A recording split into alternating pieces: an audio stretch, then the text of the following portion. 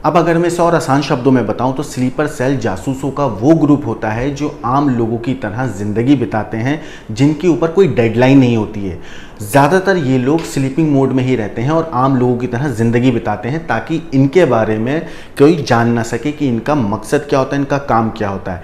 आम दिनों में ये रोज़मर्रा की तरह काम भी करते हैं, ऑफिस भी जाते हैं, घर बार भी होता है, लेकिन जब इनके आका यानी इनके हैंडलर्स इनको कोई काम सौंपते हैं तो ये लोग एकदम एक्टिवेट मोड में आ जाते हैं। मोटा मोटा अगर समझे, इनका काम होता है जो आतंकी संगठन के जो और आतंकवादी आते हैं उनको कहीं छुपाना, उनके रहने का इंतज़ाम करना, उनके खाने का इंतज़ाम करना। बेसिकली इनका जो मेन मोटिव होता है वो यही होता है, जो आतंकवादी आते हैं उनको किसी तरीके से छुपा सकें, उनके जो मकसद होता है, उनका जो घिनौना मकसद होता है उसको पूरा कर सकें। दूसरे शब्दों में कहें तो ये एक तरीके से मोहरे होते हैं, जो बड़े बड़े सरगना होते हैं उनके ये लोग छोटे छोटे मोहरे होते हैं जो ज़मीनी लेवल पे रह के हमले को या आतंकवादी किसी वारदात को अंजाम देने में अपने आकाओं की मदद करते हैं। जब तक इनके आका, इनके हैंडलर इनको कोई काम नहीं सौंपते तो ये लोग स्लीपिंग मोड में रहते हैं। कभी कभी ये स्लीपिंग मोड इनका सालों साल तक चलता है, लेकिन जब कोई इनका आका इनको कोई हुक्म देता है तो वो एकदम ये एक्टिवेट हो जाते हैं। इन लोगों से वैसे काम इसलिए ज़्यादा नहीं करवाया जाता ताकि ये और लोगों की नज़रों में ना आए। कभी कभी ये भी देखा गया है कि जो स्लीपिंग सेल वाले लोग होते हैं वो ज़रूरी नहीं कि वो एक ही धर्म से हों।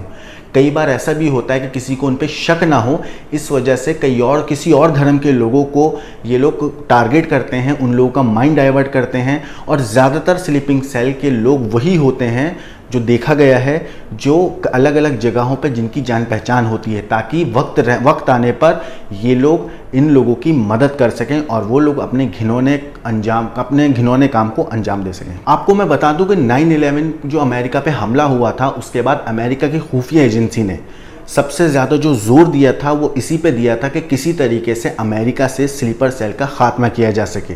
और यही वजह है कि 9/11 के बाद उन्होंने बड़ी तादाद में एक तरीके से एक अभियान चलाया, जिसमें उन्होंने टारगेट किया उन लोगों को ढूंढ कर जो लोग स्लीपर सेल का हिस्सा थे।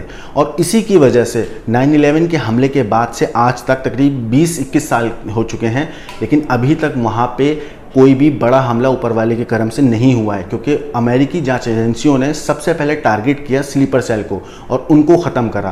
क्योंकि स्लीपर सेल एक तरीके से जड़ होती है, अगर इनके आकाओं की मदद ही नहीं हो पाएगी ज़मीनी लेवल पे तो वो किसी भी तरह के बड़े हमले को अंजाम नहीं दे सकते हैं। जब भी कोई आतंकवादी हमला होता है या आतंकवादी हमला होने वाला होता है, या हमारी जाँच एजेंसियाँ जो हैं आतंकवादी हमला होने से पहले कुछ लोगों को पकड़ती हैं, तो ये बात सामने आती है कि वो लोग आतंकी संगठन के स्लीपर सेल को से जुड़े हुए थे। स्लीपर सेल आसान शब्दों में अगर बोलें तो ये एक ऐसा संगठन होता है या ऐसे लोग होते हैं जो आम लोगों की तरह ज़िंदगी बिताते हैं आम लोगों के बीच में। अक्सर बॉर्डर पर जब हमारे सैनिक दुश्मनों पे गोली चलाते हैं या उधर की साइड से गोली चलती है तो हमें पता रहता है कि हमारे सामने से जो गोली आ रही है वो हमारे दुश्मन की है। हमें पता रहता है कि सामने से गोली चलाने वाला हमारा दुश्मन है। लेकिन स्लीपर सेल के साथ ऐसा नहीं है। स्लीपर सेल एक ऐसा ग्रुप होता है जो आतंकवादी संगठनों से जुड़े होते हैं, लेकिन वो अकेले में एक आम आदमी की तरह ज़िंदगी बिताते हैं। देखिए, हमें ये फ़र्क करना चाहिए कि स्लीपर सेल क्या होता है और अंडर कवर एजेंट्स क्या होते हैं।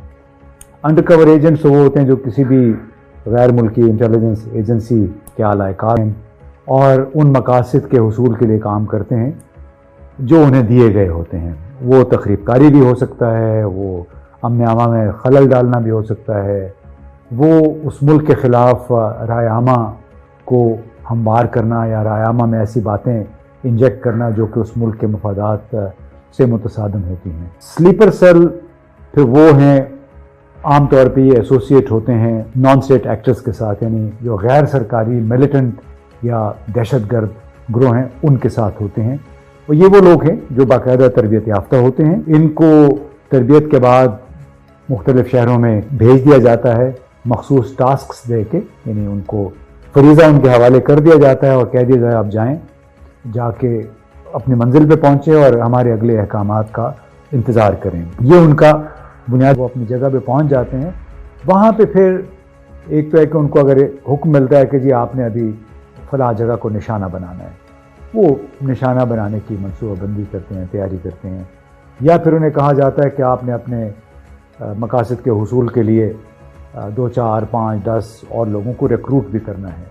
یہ پھر لوگوں کو ریکروٹ بھی کرتے ہیں, اپنے ساتھ ملانے کی کوشش کرتے ہیں. ایک نوجوان کو جانتا ہوں جو خود شکار ہوا مسجد کے ذریعے ایبٹ آباد کے علاقے میں, اور پھر وہ جب واپس آ گیا تربیت کے بعد تو اس کو یہ فریضہ دیا گیا کہ اب آپ نے لوگوں کو ریکروٹ کرنا ہے. اور اس کا کام بھی یہی تھا کہ وہ صبح دوپہر شام مسجد جاتا تھا, جہاں پہ اس کو لگتا تھا کوئی ایسے نوجوان ہیں جو پریشان لگتے ہیں, آئیڈینٹی کرائسس کا کوئی شکار ہوتا ہے یا کوئی ڈپریشن کا شکار ہوتا ہے, تو یہ اس قسم کے لوگوں کے ساتھ جا کے تعلقات بڑھاتے ہیں, گپ شپ کرتے ہیں, اور پھر آہستہ آہستہ ان کو یہ اپنے مقصد کی طرف لے کے آتے ہیں. تو یہ بنیادی کام ہوتا ہے. تو یہ صاحب 9/11 کے بعد اسامہ بن لادن کی تلاش میں پاکستان پہنچتے پہنچتے 2011 کے شروع میں ایبٹ آباد بھی پہنچ آیا. یہاں پہ یہ جن صاحب کے گھر فائنلی اس نے پناہ لی, وہ لوگ تھے جماعت اسلامی سے ان کا تعلق تھا, اور ان کا ایک بیٹا تھا جو کہ دراصل القاعدہ کا آپریٹو بھی تھا, انجینئر بھی تھا, تعلیم بھی اس نے مکمل کر لی تھی, لیکن اس انداز میں ان کے گھر تک پہنچے جیسے وہ اجنبی تھے, اور سردی میں ٹھٹر رہے تھے رات کو. اور اس کا بڑا بھائی گیا جن صاحب کے گھر پہ تھے, تو انہوں نے دیکھا کہ یہ بالکل کمزور سے لاغر سے ہیں, انہوں نے ان کو پناہ دے دی. وہ کچھ دن تک پھر وہاں پہ رہے. تو اصل میں ان کا جو بیٹا تھا جو انجینئر تھا, تعلیم بھی مکمل کر لی تھی, وہ ایک سلیپر سیل کے طور پہ کام کر رہا تھا. ان لوگوں کو پھر ISI کے کمانڈوز نے 2011 کی جنوری میں گرفتار کر لیا تھا. تو یہ ایک سلیپر سیل کی نشانی تھی. اس طرح القاعدہ کا ایک اور لیڈر تھا ابو زبیدہ, اس کو فیصل آباد سے گرفتار کیا گیا. خالد شیخ محمد کو راولپنڈی سے گرفتار کیا گیا, اور اتفاق تھا کہ دونوں کیسز میں یہ صاحب جماعت اسلامی کے مقامی رہنماؤں کی امان میں تھے. اور بہت ساری مثالیں ہیں, جس میں پبی میں افغان مہاجرین کا ایک کیمپ ہوتا تھا, وہاں پہ بھی افغان طالبان کے اور القاعدہ کے سلیپر سیل کام کرتے تھے. اس طرح پشاور میں, اور بلکہ بھلے وہ القاعدہ کے لیے تھے یا تحریک طالبان پاکستان کے لیے تھے یا کسی اور آرگنائزیشن کے لیے. باقی آپ کو معلوم ہے کہ پراکسی ٹیررزم بھی یہاں پہ ہوتا رہا ہے, اس کے لیے بھی سلیپر سیلز خاص طور پہ کراچی میں سرگرم طور پہ. ایک تو وجہ ہوتی ہے کہ آپ کے نظریاتی طور پہ ہم خیال لوگ ہوتے ہیں, جس کی وجہ سے وہ ایون کوئی قاتل بھی ان کے سامنے آ جاتا ہے اس کو پناہ دے کے بچا لیتے ہیں.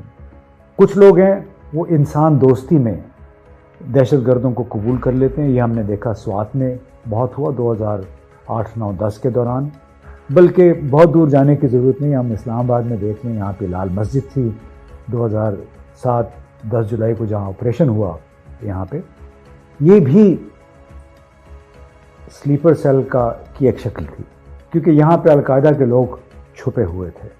اب بار بار کی ہدایت کے باوجود, رپیروں کے باوجود, انہوں نے ان دہشت گردوں کو یا القاعدہ کے آپریٹرز کو سیکیورٹی فورسز کے حوالے کرنے سے انکار کیا, جس کی وجہ سے پھر 10 جولائی کو وہاں پہ آپریشن کرنا پڑا. لیکن سلیپر سیل کی ایک بہت بڑی یہ مثال تھی, اور اس میں کیا تھا, ایک تو چونکہ نظریاتی طور پہ ایک ہی سوچ کے لوگ تھے. پھر جو ہم نے پشاور اور سوات جیسے علاقوں میں, ایون وزیرستان کے علاقوں میں دیکھا, وہاں پہ تو پشتون ولی کی وجہ سے بھی سلیپر سیلز فنکشن کرتے رہے, کیونکہ پشتونوں کی ایک روایت ہے کہ آپ کے گھر رات اگر کوئی دستک دیتا ہے تو آپ اس کو پناہ دینے سے انکار نہیں کر سکتے. اب اس چکر میں ہوتا یہ تھا کہ جتنے بھی لوگ آن دا رن ہوتے تھے, بھاگ رہے ہوتے تھے قانون سے, سیکیورٹی فورسز سے, وہ ان کو جب کہیں بھی آئیڈیا ہوتا تھا کہ یہ مقام فلاں صاحب یا فلاں گھرانہ جو ہے ان کو پناہ دے سکتا ہے, رات کے اندھیرے میں آ کے وہ دروازہ کھٹکھٹا کہتے کہ میں مسلمان آپ کا دوست ہوں, مسلمان مجاہد ہوں, مجھے پناہ چاہیے. وہ پناہ ان کو مل جاتی تھی. اب اگلے دن کئی لوگ چلے جاتے تھے, لیکن کئی لوگ وہاں پہ رہ گئے وزیرستان کے مختلف علاقوں میں, اور انہی کو اسی جو پناہ گاہ تھی ان کی, اسی کو انہوں نے سلیپر سیل میں پھر تبدیل کر دی. اگر ہم پاکستان میں سلیپر سیلز کی بات کریں تو پاکستان کو گزشتہ 15 برسوں کے دوران بہت مشکل صورتحال کا سامنا کرنا پڑا ہے. اس کی وجہ یہ تھی کہ وزیرستان میں، بلوچستان میں بے شمار ایسے مدارس تھے، ایسی مساجد تھیں جہاں پہ لوگوں نے پناہ لی ہوئی تھی، دہشت گردوں نے. ان دہشت گردوں کا تعلق انڈیا سے بھی ہو سکتا ہے، بھارت کے ساتھ، یعنی بھارت کے ساتھ بھی ہو سکتا ہے، کسی اور کے بھی اعلی کار ہو سکتے ہیں. وہ آ کے پناہ لیتے تھے وہیں پہ. ان کے انسٹرکشنز پھر آتی تھیں باہر سے، افغانستان سے آتی تھیں یا انڈیا سے آتی تھیں، اور پھر وہ یہاں پہ آ کے اپنے جو منصوبے تھے اس پہ عمل درآمد کرتے تھے. جو ہم نے 2007 جولائی کے بعد 2011 تک دیکھا کہ ہر سال، پہلے سال میں 2007 میں کوئی 37 خودکش حملے ہوئے، اس سے اگلے سال 57 ہوئے، اس سے اگلے سال 2009 میں کوئی 90 خودکش حملے ہوئے، پھر 2010 میں تقریباً 110 خودکش حملے ہوئے. یہ تمام کام ہوتا تھا سلیپر سیلز کی وجہ سے.